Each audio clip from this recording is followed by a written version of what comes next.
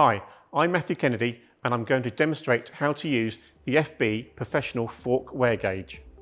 You may be familiar with these go, no-go style gauges, but they do not give an indication as to how much worn the fork is.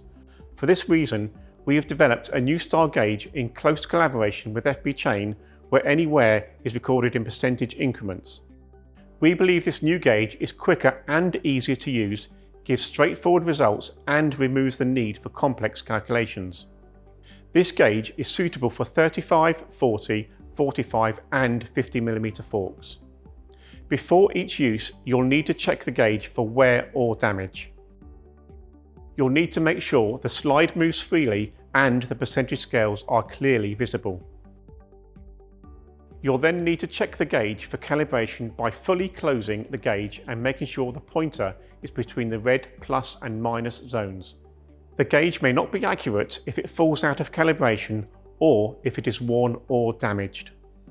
You'll now need to measure the fork size by closing the top teeth squarely on the fork shank. The corresponding fork size will be shown at the bottom of the scale.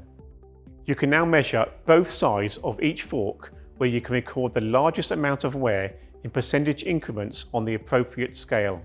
It is recommended that you start to measure from 40mm of the fork shank up to the taper.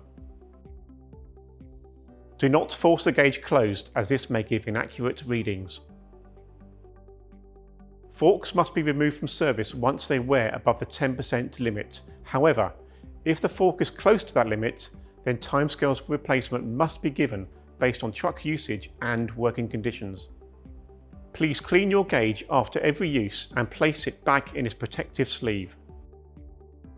Now you can throw away your old fork gauges and use the FB Professional Fork Wear Gauge.